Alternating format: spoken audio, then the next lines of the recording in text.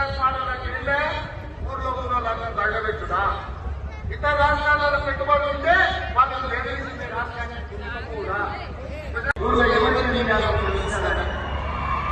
already పాత ఉమ్మడి జిల్లాలకు 10 మంది ఇతర మంత్రులు ఈ నియోజకవర్గాలను